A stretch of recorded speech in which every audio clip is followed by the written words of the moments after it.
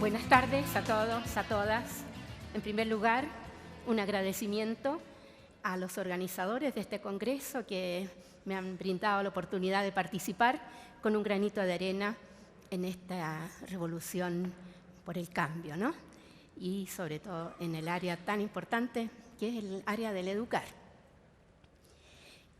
Voy a permitirme una leve disquisición, voy a corregir la presentación mía.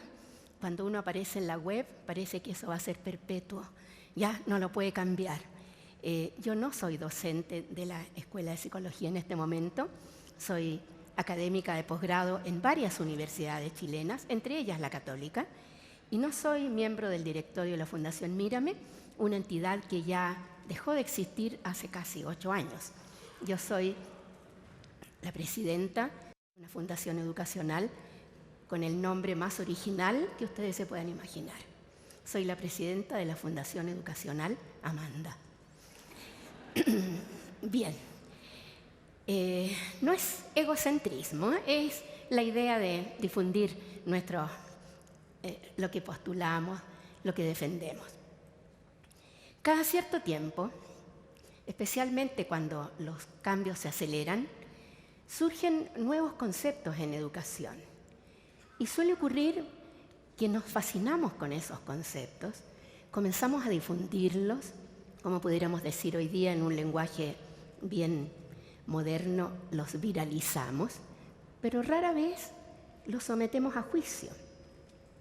Y uno de estos conceptos, que es el que yo quisiera hoy día conversar con ustedes, es el concepto de cerebro digital.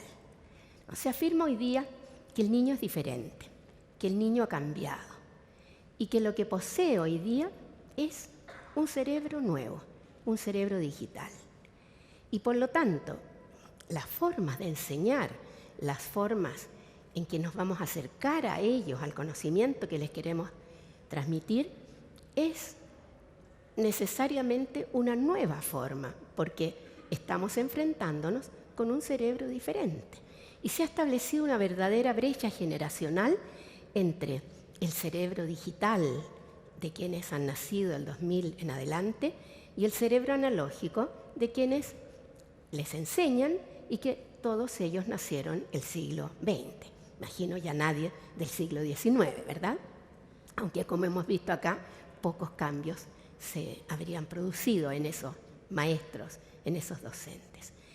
Desde el mundo de las neurociencias, yo quisiera invitarles a reflexionar acerca de esta aseveración, de que el niño de hoy, el niño nacido del 2000 en adelante, trae un nuevo cerebro y que por lo tanto las metodologías deben adaptarse a este nuevo cerebro. Y si vemos acá este niño, vemos dos cosas, un bebé y una tablet, ¿verdad? Una tablet. Pero vemos además algo que no se ve, pero que lo podemos intuir. Y es la ansiedad de los padres por entregarle al niño pequeño todos aquellos dispositivos que hacen sintonía con el cerebro que trae, el cerebro digital. La pregunta que yo les quiero hacer, y tomando el concepto indudablemente de cerebro digital, ¿es real esto? ¿Es verdad? Bueno, pareciera ser que sí. Hemos visto a quienes me antecedieron en las presentaciones de que de verdad ha habido muy pocos cambios en la educación y esto ha llevado consigo un progresivo aburrimiento y una progresiva desmotivación de los niños, especialmente de los millennials, de los que, sobre todo los que han nacido este siglo, y ellos se desmotivan y se desinteresan por aprender porque en esta aula no cabe su cerebro, su nuevo cerebro, ¿no? Vamos a tratar de... Y por lo tanto se sostiene que tenemos que cambiar la educación. Innovación educativa. Y los argumentos que se dan no son solamente la presencia de un nuevo niño con un nuevo cerebro, sino que, porque los desafíos de este siglo, y lo hemos visto a lo largo de todos estos días en este espléndido Congreso del Futuro, ¿no? No solamente los desafíos son diferentes, también los alumnos, y esto es una evidencia, están egresando en nuestro país y en otros países de Latinoamérica con una pobre formación académica para enfrentar los desafíos del futuro. Además, nos estamos alejando cada vez más de los estándares OCDE en relación a la respuesta académica de nuestros alumnos. Y finalmente, y aquí está el gran tema, porque los niños han cambiado, porque los niños son diferentes. ¿Y por qué son diferentes? Porque traen adentro de su cabeza un nuevo cerebro, ¿no? Y entonces se dice que estos niños no son los mismos que estos. A ver, veamos, esto es un poquito caprichoso, ¿no? Voy a retroceder acá. Estos niños, ¿no?, pareciera ser que son diferentes. Y se afirma entonces que los niños de hoy son muy activos intelectualmente, ¿no?, y que son protagonistas de su aprendizaje. Y ya hemos escuchado, Mirenchu, cómo nos ha presentado con rotundas evidencias que los chicos quieren ser protagonistas de su aprendizaje. Y pareciera ser que eso es, indudablemente, una afirmación de que el cerebro de ellos es diferente, ¿no? Y esto les acomodaría mucho más, les acomodaría a un cerebro digital, ¿no? ¿Es verdad que el cerebro de los niños ya no es el mismo? Esa es la pregunta que yo les invito a reflexionar. ¿Es verdad que las tecnologías educativas innovadoras, que son las tecnologías digitales, han tenido que aparecer porque el cerebro del niño ya no es el mismo? No. ¿Y este cerebro pide otras cosas? Preguntémosle al cerebro.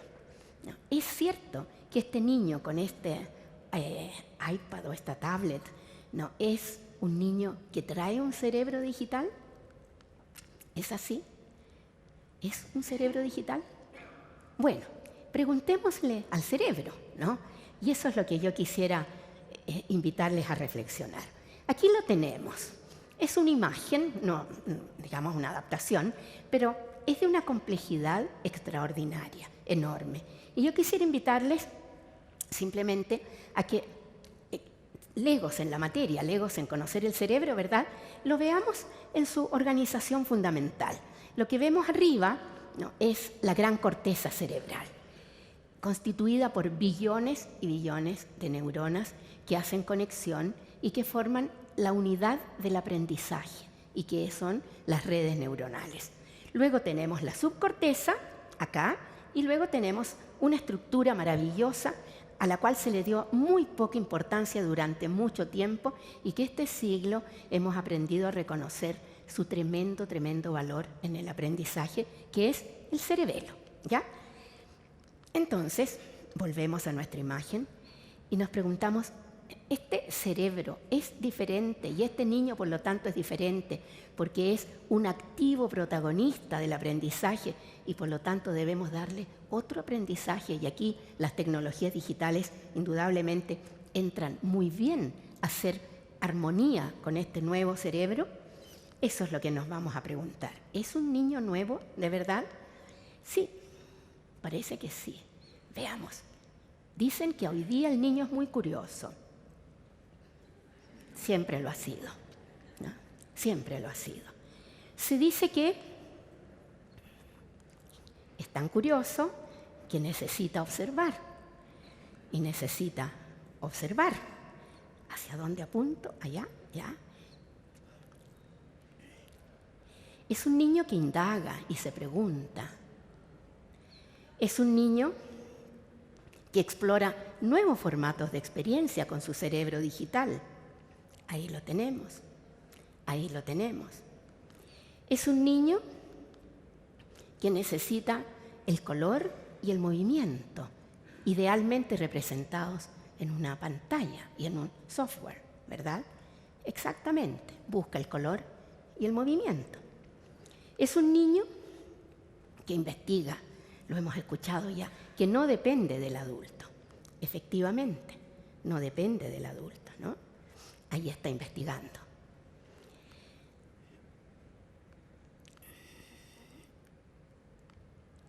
Es decir, ¿es un cerebro nuevo? Lo que yo les quiero plantear, y que creo que algunos ya están imaginando, es el cerebro de siempre. Hay algo que ha cambiado, sin duda alguna, pero no ha cambiado todo su cerebro. ¿Qué es lo que está cambiando? Aquello que se presenta frente al mundo dispuesto al cambio.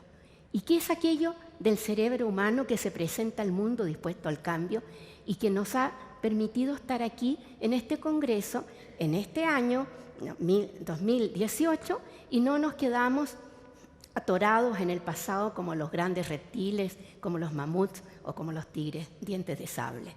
¿Qué es aquello que está dispuesto al cambio? La corteza cerebral. Es la corteza cerebral la parte del cerebro que está cambiando. Pero quisiera que ustedes pusieran atención al verbo, a la conjugación verbal. Está cambiando, no ha cambiado, está en proceso de cambio. Y por lo tanto, lo que yo quisiera en esta pequeña presentación es invitarles a que acompañemos al niño a que este cambio sea gradual y no sea desde la ansiedad de los padres de sumergir al niño en la tecnología porque es un cerebro nuevo. Esa es la invitación y se los quiero fundamentar de alguna manera. Es allí lo que está cambiando, la corteza cerebral. Sin embargo, la corteza cerebral no funciona sola. La corteza cerebral necesita un combustible, necesita un motor. Y este motor no está en la corteza, está por debajo, ¿no? Lo que se transforma en digital, por lo tanto, y se está transformando. No es que se haya transformado, no es que el niño traiga un cerebro nuevo, está en proceso de adquirirlo, es la corteza cerebral. Sin embargo, por debajo de la corteza cerebral, ¿no?, tenemos, aquí está la corteza con sus neuronas abiertas al cambio, por debajo tenemos la subcorteza, y este es el motor de la corteza.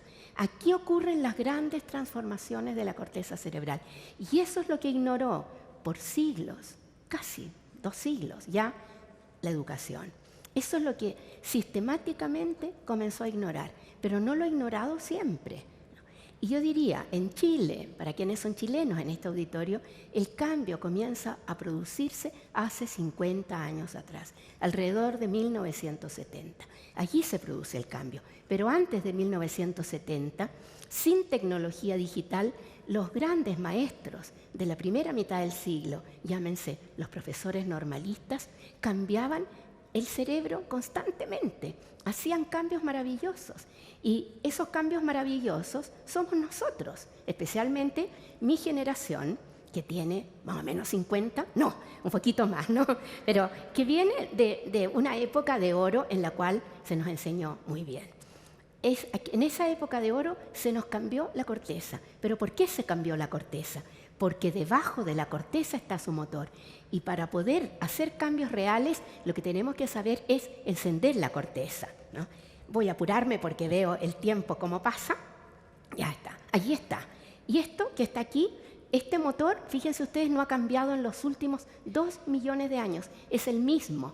Por lo tanto, cuando nosotros hablamos de cambios, tenemos que tener cuidado de no fascinarnos, no seducirnos, ¿no?, por afirmar que los cambios son totales. Hay estructuras y hay funciones en el cerebro humano que no han cambiado en los últimos 2 millones de años y son las responsables de que nosotros progresemos. ¿Cuáles son esas? Vamos rápidamente para no ocupar tanto tiempo.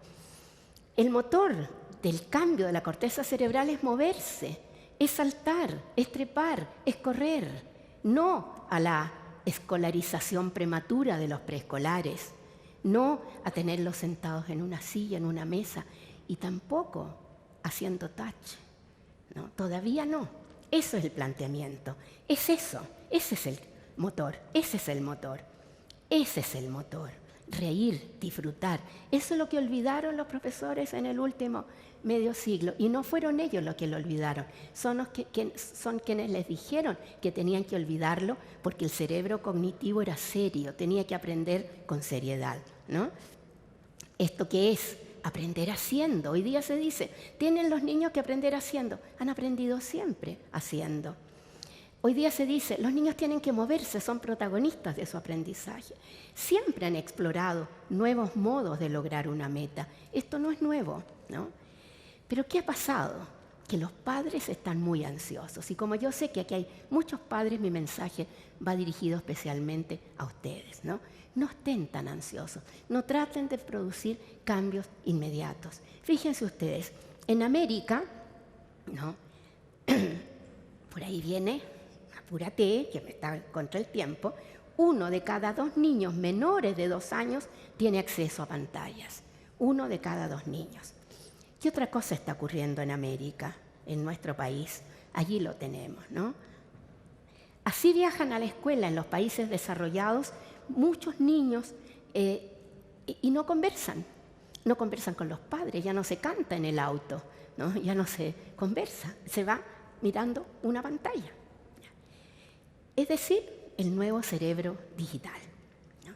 Así estudian. Y por lo tanto aquí está la ansiedad de los padres. Esta es la ansiedad. Pasémosle rápidamente un dispositivo porque de lo contrario van a quedar atrás. Ya el doctor Sugata Mitra nos ha mostrado, los chicos aprenden con una facilidad enorme el mundo digital, a moverse en el mundo digital. No los apresuremos. ¿Por qué razón? ¿Por qué razón? ¿Por qué tanto afán en digitalizarlos tan temprano? ¿Dónde está el peligro? El peligro ha estado mostrado en este congreso, en estas maravillosas exposiciones que ustedes han podido escuchar, para que los chicos el mañana sigan trabajando por la vida sustentable, por proteger la naturaleza, por proteger al planeta, por salvar la destrucción de los océanos, de los bosques. Tienen que tener la vivencia de los bosques, tienen que tener la vivencia de los océanos, tienen que tener la vivencia del planeta. Y eso se obtiene por experiencia directa, ¿no? El mensaje que yo les traigo es el siguiente. Antes de los 7 años de edad, evitemos las pantallas. ¿Por qué razón?